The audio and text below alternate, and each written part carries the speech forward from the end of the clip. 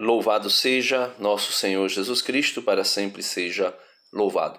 Meus queridos e amados irmãos, eu estou aqui com a pergunta do Paulo Eugênio, se eu não estou enganado, é isso aqui? Deixa eu ver.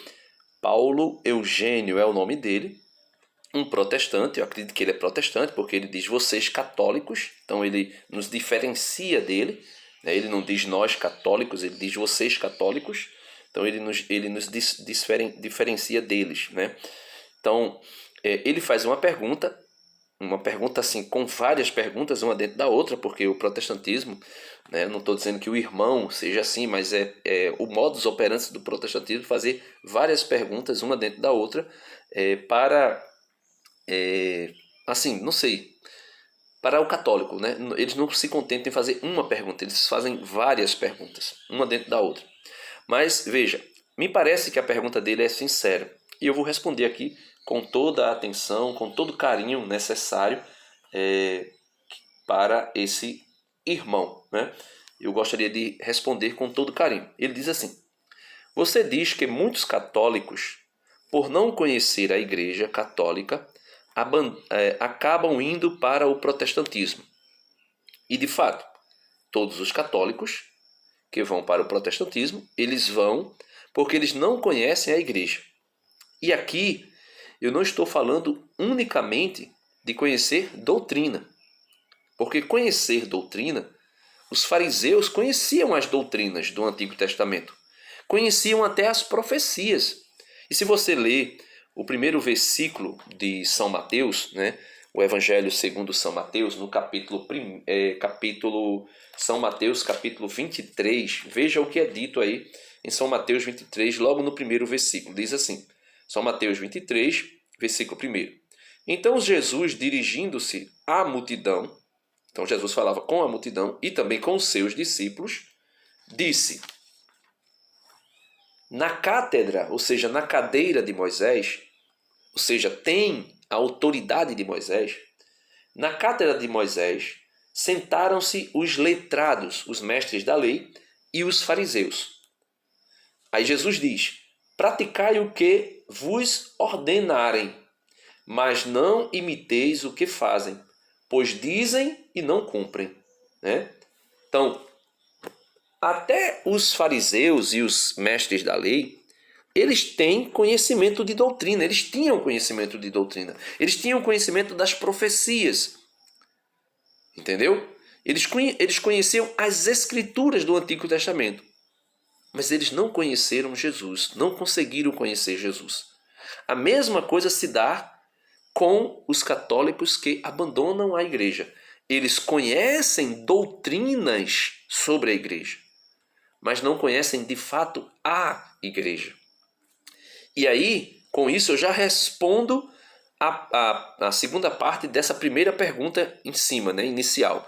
Ele vai dizer: e quando padres abandonam o catolicismo e vão para o protestantismo, eles também não conhecem? Também não conhecem. Eles estudaram teologia, filosofia, estudaram latim, talvez o hebraico, o grego, estudaram. Estudar uma doutrina não significa conhecer a pessoa de quem a doutrina fala. Então, conhecer muito sobre eclesiologia não significa dizer conhecer a igreja. Conhecer a igreja. E o que é conhecer a igreja? Vou mostrar aqui para você no parágrafo. Você pode pegar aí um catecismo da Igreja Católica, você ou os católicos que acompanham. Veja o que é conhecer a igreja e saber o que é a igreja. Não o que se fala da igreja, mas o que é a igreja. Veja, parágrafo 795 do catecismo. Cristo é a igreja. Ou melhor, Cristo e a igreja. Desculpa. Cristo e a igreja. Eis, portanto, o Cristo total. Veja, Cristo e a igreja. Eis, portanto, o Cristo total. Por isso nós podemos dizer em latim, Christus totus, ou Cristo total. A igreja é una com Cristo. A igreja é una com Cristo, ou seja, é uma só e um só com Cristo. Por quê? Veja, a igreja é una com Cristo. Os santos têm uma consciência bem viva desta unidade. Os santos têm uma consciência bem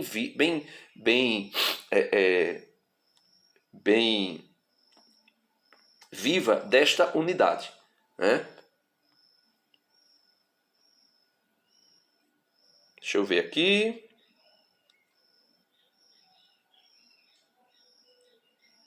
Santo Agostinho. Vamos ver o que Santo Agostinho vai dizer. No parágrafo 795 do Catecismo. Alegremo-nos, portanto, e demos graças por nos termos tornado não somente cristãos. Veja, vocês, protestantes, vocês são cristãos. Santo Agostinho está dizendo, alegremo-nos,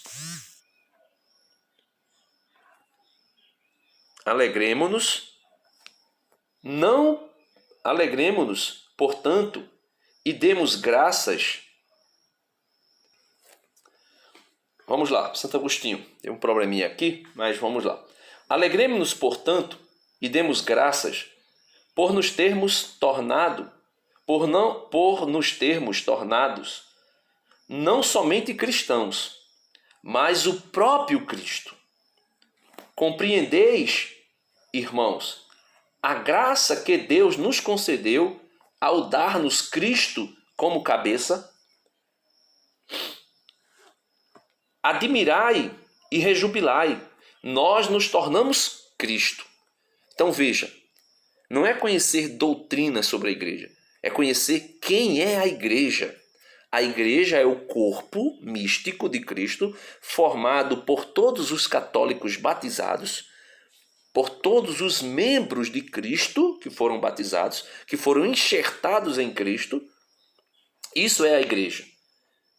É se tornar Cristo. Por quê? Com efeito, uma vez que ele é Cristo, cabeça, e nós somos os membros, o homem inteiro, Cristo, é constituído por ele e por nós.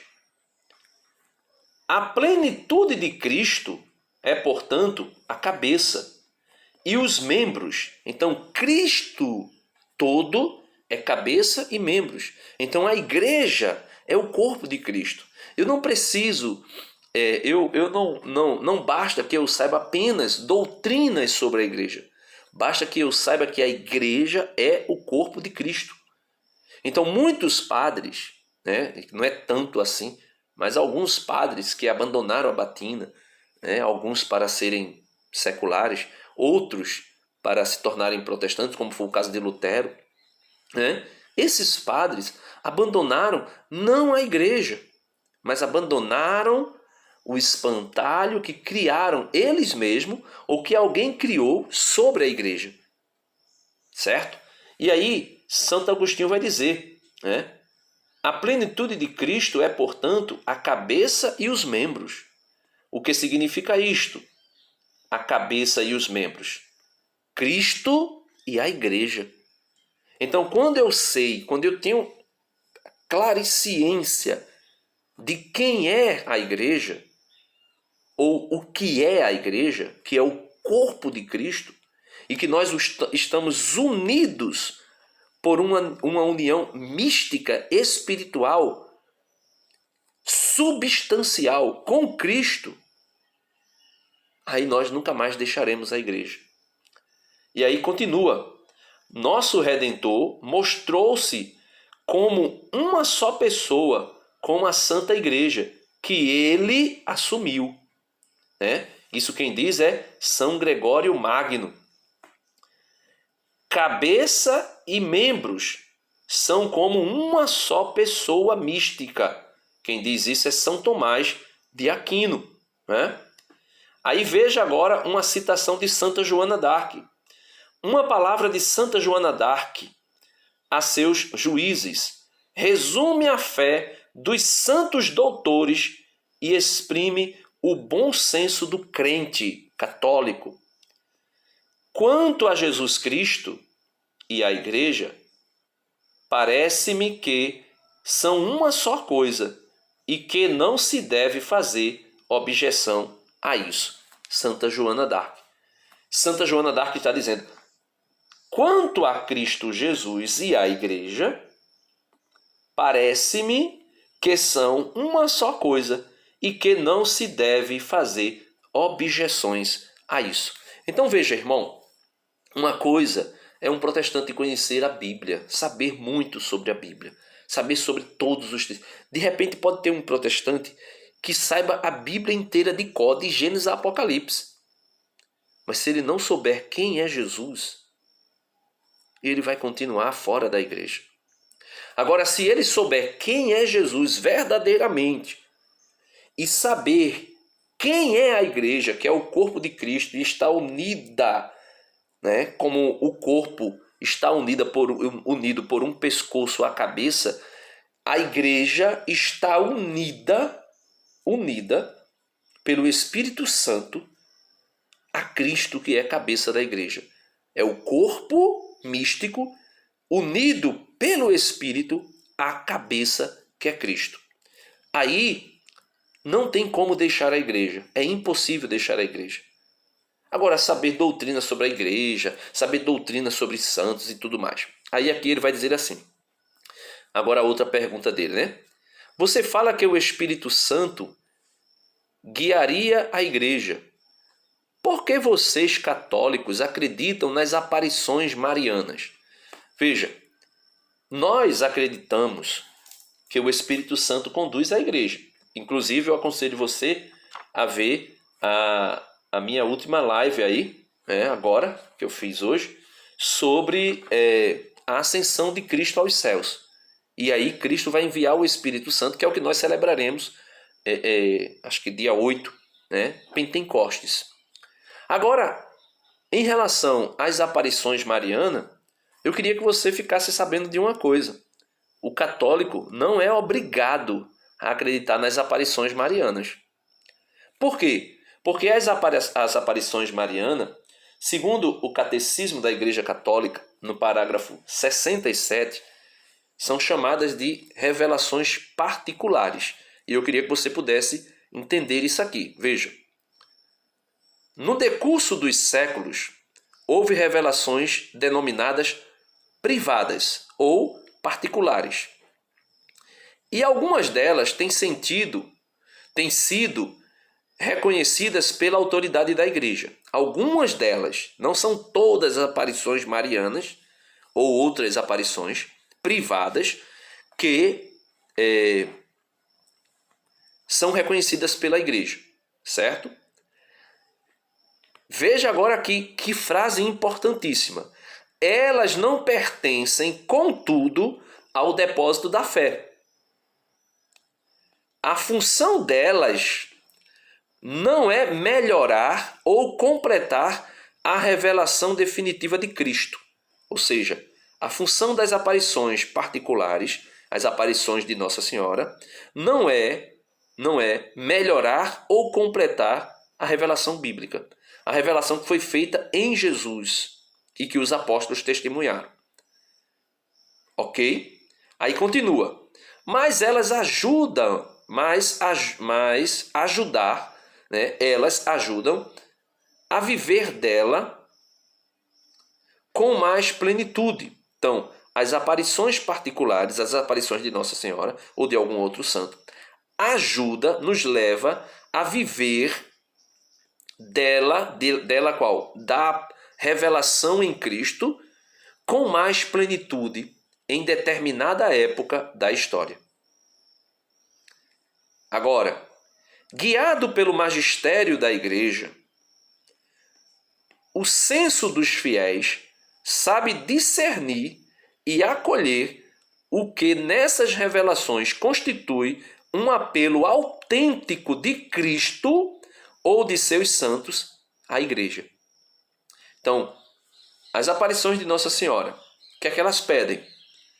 Que os membros da igreja façam penitência, se arrependam dos pecados e tenham uma vida de oração e de um amor maior a Jesus Cristo e a sua igreja. É isso que as aparições particulares revelam.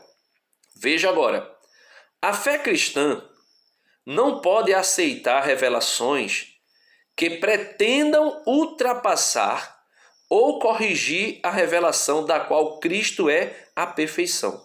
Então, se tiver uma aparição, de repente, vamos dizer que aconteceu uma aparição de Nossa Senhora, e Nossa Senhora de repente dizer assim: olha, Jesus, meu filho, não é o único caminho. Então aí automaticamente essa aparição será rejeitada. Se uma aparição disser assim, Nossa Senhora aparecer e de repente alguém disser que Nossa Senhora apareceu e disse assim: olha, todas as igrejas e todas as religiões salvam, deve ser totalmente descartada, porque é uma mentira. É uma mentira. Fora da Igreja Católica não há salvação. E aí, veja, este é o caso de certas religiões não cristãs e também de certas seitas recentes que se fundamentam em tais revelações. Então, existem seitas e religiões que se firma, se fundamenta, cria sua doutrina somente em uma revelação privada e não na Bíblia. Por exemplo, os mórmons. Os mórmons receberam uma revelação privada que não ajuda a entender a Escritura, mas ao contrário, acrescentou coisas na Escritura, que é o caso do livro de Mórmons. Aí a igreja diz que essas revelações estão na cara, que não é de Deus, não vem de Deus. O apóstolo São Paulo, escrevendo aos Gálatas, vai dizer: ainda que um anjo descido do céu, que foi o caso da revelação privada dos mórmons, foi um anjo que desceu, entre aspas, né? Eles dizem que foi um anjo que revelou, eu acho que é a Joseph Smith, se eu não estou enganado, o nome do autor dos Mórmons, mas ao fundador dos Mórmons, disse que foi um anjo que apareceu a ele e revelou umas placas escritas, revelando que Jesus, quando ressuscitou dos mortos, e ao mesmo tempo que aparecia aos apóstolos lá em Jerusalém, em Israel, aparecia também aqui na América Latina aos descendentes do povo hebreu que acabaram migrando para o lado de cá. Isso, ainda que apareça um anjo descido do céu anunciando outro evangelho, esse evangelho deve ser considerado maldito, né? E aí o irmão conclui com outra pergunta: vocês creem que fora da Igreja Católica não há salvação, mesmo Jesus nunca ter falado isso? Olha, Jesus falou isso. Só que você Jesus queria ver um texto, um versículo bíblico, onde Jesus dissesse assim: olha, fora da Igreja Católica Apostólica Romana não há salvação. Mas Jesus não disse isso. Lá atrás eu falei para você no início o que é a igreja. É a união do corpo místico de Cristo com Cristo cabeça.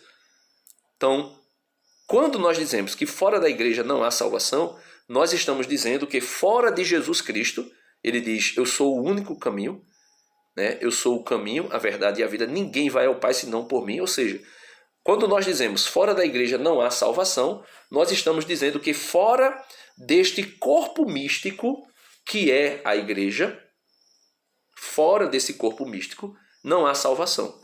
Por exemplo, você é protestante. Se você conhecer verdadeiramente a igreja, você vai deixar de ser protestante e vai virar católico. Só que enquanto você não tem essa clarividência, esse conhecimento real do que é a Igreja de Cristo, que eu expliquei no início do vídeo, você continua protestante, você se declara protestante, porém, se você foi batizado em nome do Pai, do Filho e do Espírito Santo, você é católico. Só que você está fora da comunhão perfeita com a igreja. Por quê? Por uma ignorância invencível, por uma falta de conhecimento do que de fato é a Igreja Católica. E aí, meu irmão, fica um pouco difícil. E você disse que gostaria de ouvir a minha resposta. Está aqui uma resposta sincera, com todo respeito. Você vê que aqui eu tratei do assunto com seriedade, como sempre faço, e com todo respeito, como sempre faço, sem nenhuma espécie de palavra fútil, o que quer que seja, porque eu reconheci aqui no seu comentário uma sinceridade. Não sei se de fato foi isso, mas eu reconheci sinceridade. Então Deus abençoe você e espero que você consiga compreender a partir desse vídeo e retorne para a única igreja de nosso Senhor Jesus Cristo, a Igreja Una, Santa, Católica e Apostólica. Deus abençoe.